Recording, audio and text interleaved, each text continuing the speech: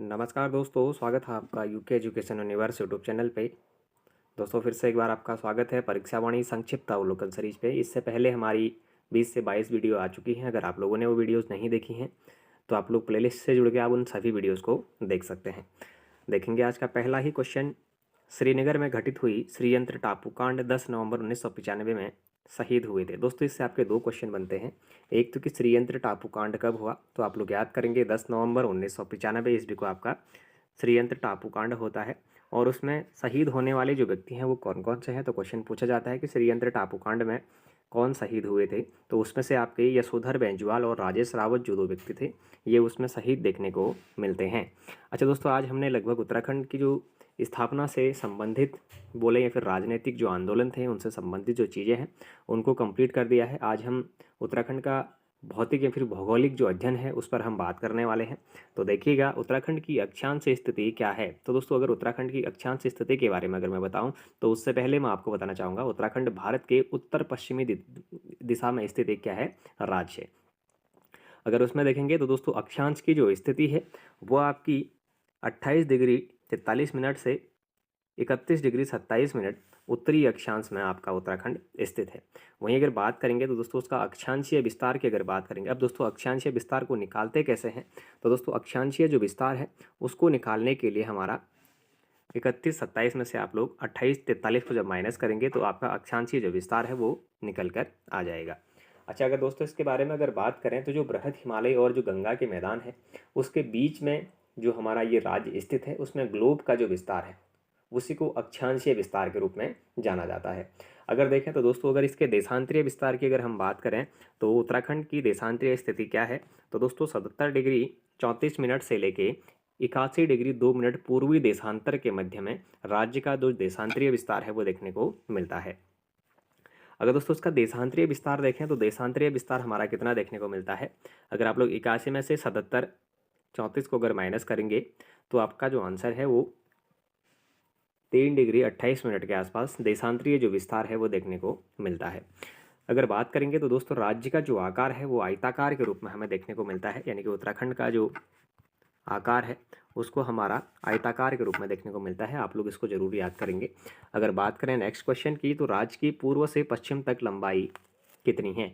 अब दोस्तों जो हमारा उत्तराखंड राज्य है अगर आप लोग मान के चलें कुछ इस तरीके से, जो हमारा उत्तराखंड राज्य है अगर उसकी पूर्व से पश्चिम तक की और उत्तर से दक्षिण तक की इस तरीके से आप लोगों को उसके डिस्टेंस पूछ ले जाते हैं।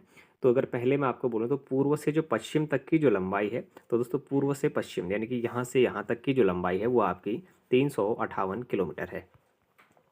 वहीं अगर मैं बात करूँ कि राज्य की अगर चौड़ाई कितनी है, ये तो दोस्तों लंबाई की होगी। अगर चौड़ाई की अगर बात की जाए, लंबाई ये है तो अगर चौड़ाई की अगर बात करेंगे तो उत्तर से दक्षिण तक की जो चौड़ाई है उसकी अगर बात करें तो दोस्तों 320 किलोमीटर देखने को मिलती है। तो आप लोग इसको जरूर याद रखेंगे। अब अगर बात करें तो देखिएगा अगला क्वेश्चन कि राज्य में लगी अंतर्राष्ट्रीय सीमा की कुल लंबाई कितनी है। तो दोस्तों राज्य में जो कुल लगी अंतर्राष्ट्रीय सीमा की जो लंबाई है वो 625 किलोमीटर देखने को मिलती है। अच्छा दोस्तों ये 625 किलोमीटर कैसे है, तो दोस्तों जो उत्तराखंड राज्य है ये हमारा दो अंतर्राष्ट्रीय सीमाओं को छूता है। एक तो आपका नेपाल है और दूसरा आपका तिब्बत या फिर आपका चीन है। अगर देखा जाए तो दोस्तों 277 किलोमीटर की जो सीमा है ये नेपाल के साथ साझा करता है और 350 किलोमीटर की जो सीमा है ये आपके चाइना या फिर तिब्बत के साथ हमारी साझा की जाती है। अगर देखा जाए तो दोस्तों हमारा अगर टोटल की बात करेंगे तो 625 किलोमीटर की ये जो डिस्टेंस है उसको हमारा पूरी करता है। तो आप लोगों से अगर क्वेश्चन पूछा जाए पर्टिकुलरली अगर पूछे कि नेपाल के साथ भारत की कितनी सीमा लगी है या फिर उत्तराखंड की कितनी सीमा लगी है, तो दोस्तों 275 किलोमीटर हमारी उत्तराखंड की सीमा नेपाल के साथ लगती है। और वहीं तिब्बत के साथ की बात करेंगे तो 350 किलोमीटर की जो सीमा है वो तिब्बत या फिर चीन के साथ लगती है। दोस्तों मोस्टली टाइम पूछा जाने वाला क्वेश्चन है कि भारत में सबसे सर्वाधिक सीमा लगने वाला जो राज्य है वो भी आपका उत्तराखंड को ही माना जाता है। उत्तराखंड फिर देखिएगा उत्तराखंड के पिथौरागढ़ जनपद एक ऐसा जनपद है जहाँ पर सर्वाधिक जो सीमा है वो हमारी लगने वाला जो जनपद है उसके रूप में भी जाना जाएगा। उस तरीके से अगर आप लोग उत्तराखंड को देखेंगे तो उत्तराखंड की जो सीमा है वो सर्वाधिक लगती है, लेकिन साथ ही अगर किस जनपद के अगर लगते हैं आप लोगों से अगर पूछा जाता है तो आप लोग उसमें भी पिथौरागढ़ आप आंसर करेंगे। फिर देखिएगा अंतर्राष्ट्रीय सीमा वाले 5 जनपद। अच्छा दोस्तों, अंतर्राष्ट्रीय सीमा जिनसे लगती है वो हमारे 5 जनपद हैं। उनकी सीमा किस किस से लगती है अगर मैं आप लोगों को बताऊं तो जैसे चमोली है, उत्तरकाशी है, पिथौरागढ़ है और उधम सिंह नगर और चंपावत हमारे 5 ऐसे जनपद हैं जिनकी जो सीमाएं हैं वो अंतर्राष्ट्रीय बॉर्डर से लगती है। अगर देखा जाए तो दोस्तों चमोली की हमारी तिब्बत से लगती है, उत्तरकाशी की भी हमारी तिब्बत या चीन से लगती है और पिथौरागढ़ की हमारी तिब्बत, चीन और नेपाल से लगती है। वहीं अगर बात करें दोस्तों उधम सिंह नगर और चंपावत की, तो इन दोनों की ही जो सीमा है वो आपकी नेपाल से लगती है। तो हमारे 5 ऐसे जनपद हैं जिनकी जो सीमाएं हैं वो अंतर्राष्ट्रीय सीमा को टच करते हैं। तो आप लोग इनको जरूर याद रखिएगा। फिर देखिएगा, सर्वाधिक अंतर्राष्ट्रीय सीमा वाला जो जिला है वो आपका पिथौरागढ़ है। जैसा कि मैं आपको बता रहा था कि सर्वाधिक जो अंतर्राष्ट्रीय सीमा साझा करने वाला जिला है वो पिथौरागढ़ के रूप में जाना जाता है। क्वेश्चन इससे पहले काफ़ी बार इसमें पूछे गए हैं, तो आप लोग इसको याद रखेंगे। अगला क्वेश्चन है, राज्य की देश में स्थिति क्या है। तो दोस्तों राज्य की जो देश में स्थिति है, मैंने आपको बताया था उत्तराखंड भारत के उत्तर पश्चिमी दिशा में रहता है, इनकी उत्तर पश्चिम दिशा में स्थित एक राज्य के रूप में देखा जाता है। तो आप लोग उत्तर पश्चिम ही इसको याद करेंगे, क्योंकि आप लोगों ने देखा होगा जब हम लोग भारत की मैपिंग करते हैं तो कुछ इस तरीके से जब हम लोग जाते हैं तो जो उत्तराखंड की जो स्थिति है वो हमारी यहाँ पर देखने को मिलती है। तो कहीं ना कहीं ये हमारा उत्तर पश्चिम के आधार पर देखने को मिलता है। राज्य का आकार कैसा है। तो दोस्तों राज्य का आकार कैसा है, इससे पहले में ही मैं इस पर डिस्कस कर चुका हूँ। राज्य का जो आकार है वो आयताकार के रूप में देखने को मिलता है। फिर देखिएगा, उत्तराखंड राज्य का कुल क्षेत्रफल कितना है। तो दोस्तों उत्तराखंड राज्य का जो कुल क्षेत्रफल की अगर बात करें तो दोस्तों उत्तराखंड राज्य का कुल क्षेत्रफल 53,483 वर्ग किलोमीटर है। अब जो ये आंकड़े हैं दोस्तों, ये किस वर्ष के अनुसार अगर माने जाते हैं, आप लोगों से क्वेश्चन पूछा जाता है।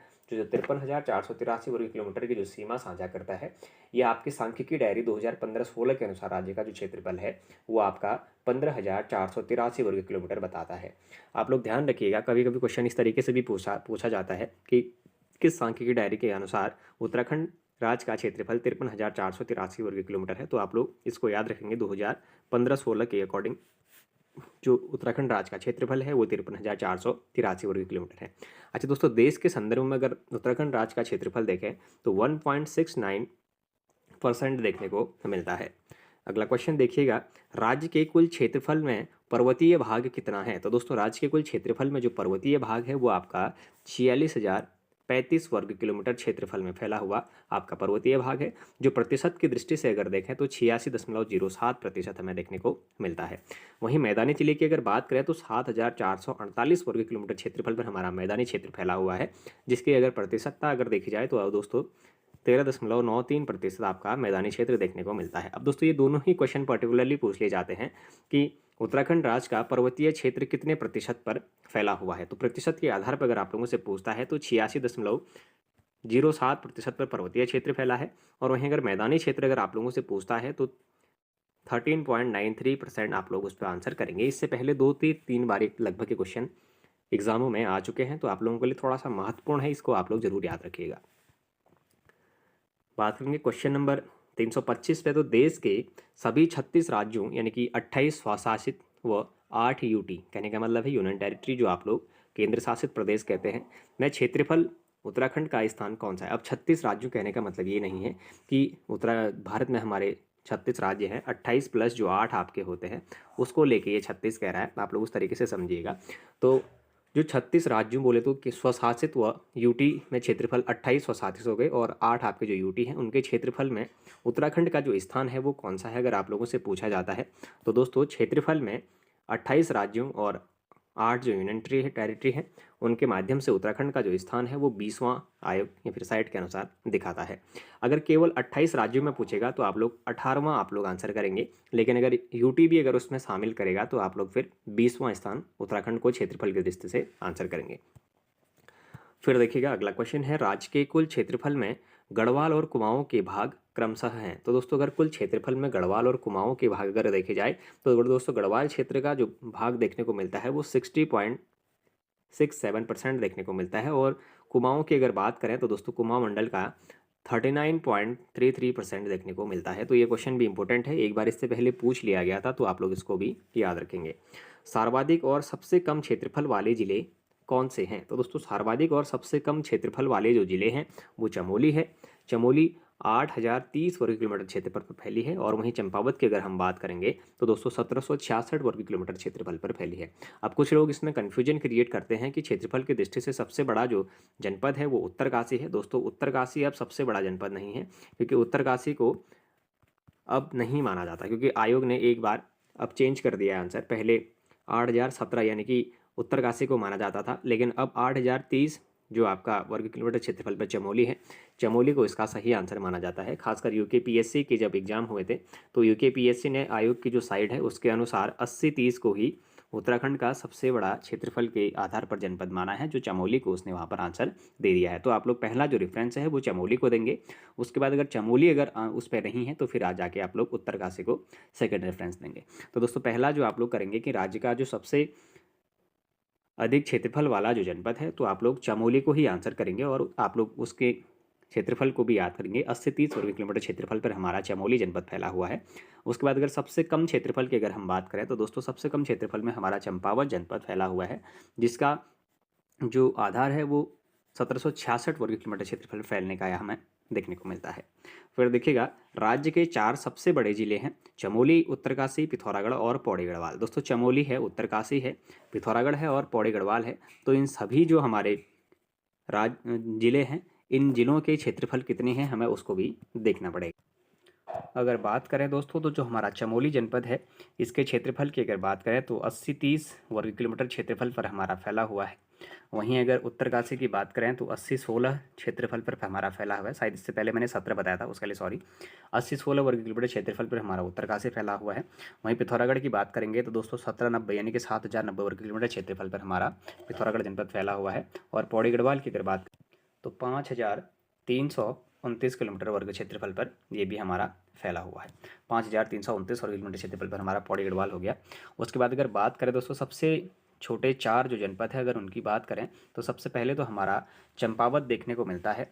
चंपावत की अगर हम बात करें तो दोस्तों चंपावत हमारा 1766 जो वर्ग किलोमीटर क्षेत्रफल है इतने पर फैला देखने को मिलता है, जैसा कि मैंने आपको थोड़ी देर पहले बताया भी था।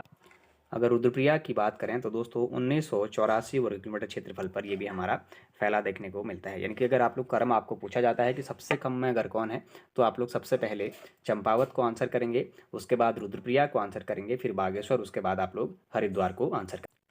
अगर हरिद्वार जनपद का क्षेत्रफल देखें तो दोस्तों 2360 वर्ग किलोमीटर क्षेत्रफल पर हमारा कौन सा फैला हुआ है, तो ये हमारा हरिद्वार जनपद फैला हुआ है। वहीं अगर बात करेंगे हम बागेश्वर जनपद तो 2246 वर्ग किलोमीटर क्षेत्रफल पर हमारा बागेश्वर जो जनपद है उसका जो क्षेत्र है वो हमारा फैला हुआ देखने को मिलता है।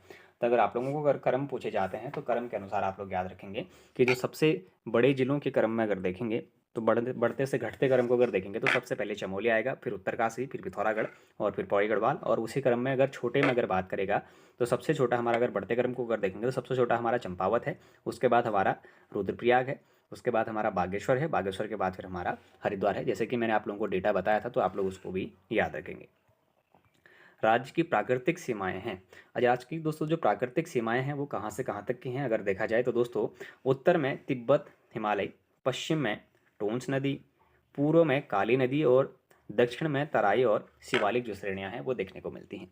अच्छा दोस्तों अगर देखा जाए तो उत्तर में जो हमारा तिब्बत है या फिर महान हिमालय जो क्षेत्र है वो देखने को मिलता है, पश्चिम में हमारी टोंस नदी देखने को मिलती है, और पूर्व की अगर बात करें तो दोस्तों पूर्व में हमारी काली नदी देखने को मिलती है। और जो कि काली नदी से रिलेटेड आप लोगों को थोड़ा सा एक क्वेश्चन कन्फ्यूजन भी रहता होगा कि काली नदी मीलम ग्लेशियर से निकलती है या कालागिरी पहाड़ी से निकलती है। तो दोस्तों आयोग के अनुसार जो उसका आंसर माना जाता है वो आपका मीलम ग्लेशियर ही माना जाता है। तो आप लोग पहला रेफरेंस मीलम ग्लेशियर को ही देंगे। उस पर अगर दक्षिण की बात करें तो दोस्तों दक्षिण का जो क्षेत्र है हमारा वो तराई क्षेत्र और शिवालिक श्रेणियाँ जिसके अंतर्गत आती हैं। तो आप लोग जो आपका राज्य विस्तार है, राज्य के पूर्व, पश्चिम, उत्तर और दक्षिण है, उसका क्षेत्र कहाँ तक फैला है या सीमाएं कहाँ तक उसके देखने को मिलती हैं, तो उसको आप लोग इस तरीके से याद रखेंगे।